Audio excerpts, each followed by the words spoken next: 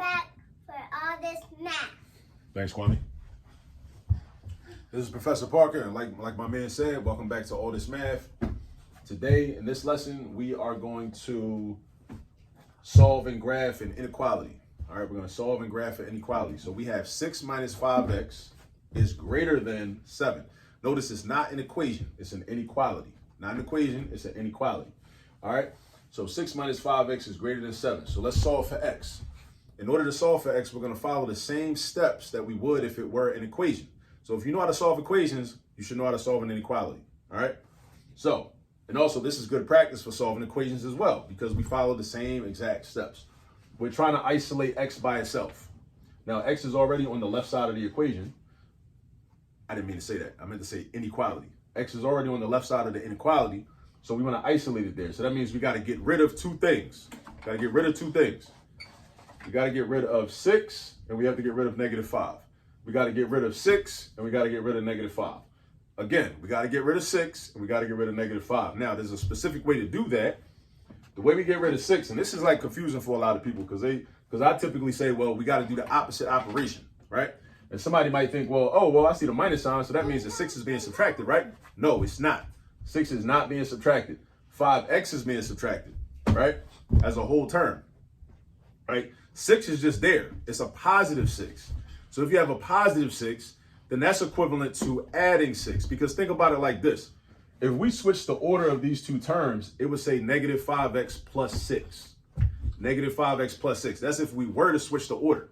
If we was going to switch the order, that's what it would look like. So then it would be easy to tell that, oh, 6 is being added. So if I'm going to get rid of 6, I do the opposite operation. The opposite operation. The opposite. So the opposite of adding something is subtracting. So that means even though 6 is not written after the -5x, it's still a positive 6, which still represents addition of 6. So the opposite of adding 6 is going to be subtracting 6. So I do -6 on the left, I do -6 on the right. 6 minus 6 is 0. Now I got -5x is greater than, and now what's 7 minus 6? 7 minus 6 is 1. So -5x is greater than 1, right? -5x is greater than 1, right? So now I gotta get rid of -5. How do I get rid of -5? I get rid of -5 by, again, doing the opposite operation. So ask yourself, what is the opposite of multiplication? Where did I get multiplication from? Because -5x means -5 times x. That's what that means. Math language. -5x means -5 times x. So we're doing the opposite of multiplying, which is dividing. It's not subtraction. It's not addition. It's division. Division is the opposite of multiplication. So that's what we're about to do. So I'm going to do divide by -5 on the left-hand side. And to maintain balance, I'm going to divide by -5 on the right-hand side. So look what I have, right? So -5 divided by -5 gives us 1 and 1. So we have 1x over 1, which is just x. 1x over 1 is just x, right? Because 1x is just x. And anytime you divide anything by 1, you get that thing. So we're left with just x. Now, caution yourself. All right, chill for a minute. Because when you're solving inequalities, whenever you divide by a negative number, you have to flip the inequality sign in order to get the true solutions. Because if you don't, you'll get false solutions. And you don't want that, because math is all about finding the truth. And we want the truth. We don't want the lies. We want the truth, right? So we have to flip this inequality sign around. So instead of it being greater than, now it's going to become less than, right? So I got less than 1 over -5, which is the same thing as just -1/5, right? Because one of the numbers, numerator or denominator, is negative, right? So I got 1 over -5, right? So 1 over -5, so x is less than 1 over -5, right? So that's what we have, right? But we had to flip the inequality sign. We had to flip it. We had to flip the inequality sign, okay? Now, x is less than 1 over -5, all right? So that's our solution. So that means any number that's less than -1/5 is a solution. Not including -1/5, because x is not equal to -1/5. There's no equal sign here. It's only less than. It's not less than or equal. It's only less than, right? So check this out. So we go to our number line, right? Go to our number line. I know something about fractions, so I know that -1/5 is very close to 0. So if my 0 was right here, Negative 1, and this is, let's say this were negative 1 right here, right? If I'm going by ones, if my scale is by ones, right? Negative 1/5 is in between 0 and negative 1. Negative 1/5 is in between 0 and negative 1, right?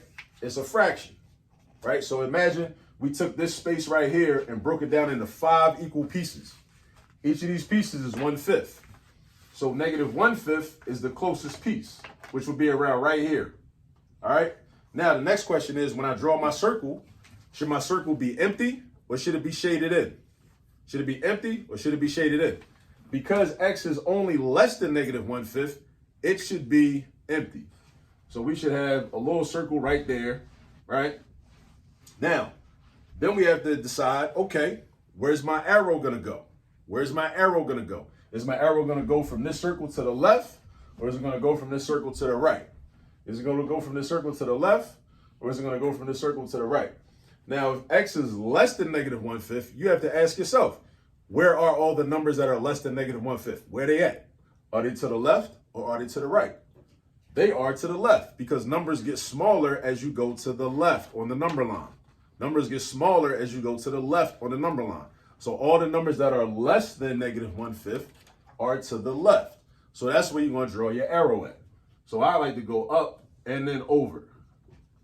And that's the solution, right? That's the solution. You know, for the arrow, that's the graph, I should say. That's how you graph the solution. That's what I should say. This is the solution right here. X is greater than X is less than negative 1/5. And this is what the graph of it looks like. All right. So this graph covers all of the values. So let's say that was -2, -3, -4, -5, and so on and so forth, right?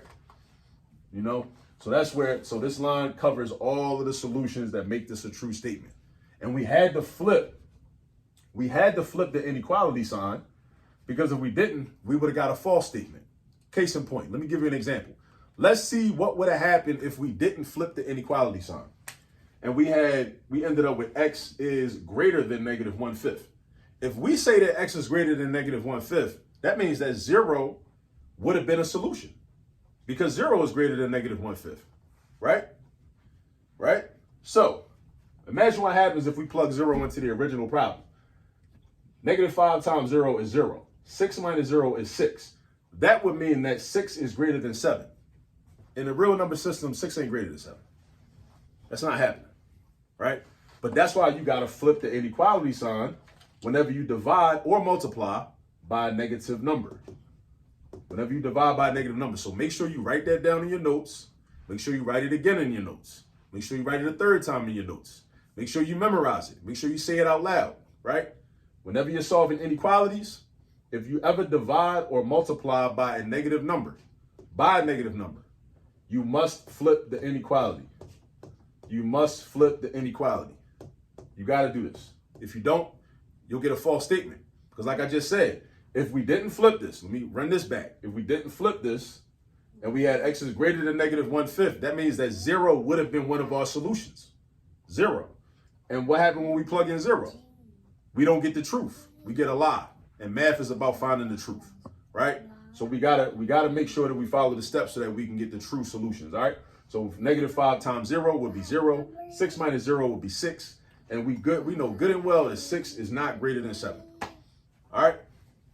So we done with that one. Make sure you practice problems like this where you have to flip your inequality sign, all right? Make sure you practice that, because that's how you commit that to memory. You know what I mean?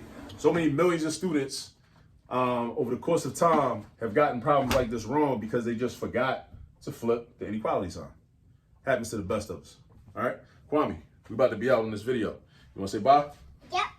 All right, Kwame's about to say bye. Make sure you go get your practice. Bye. All right. See you on the next video.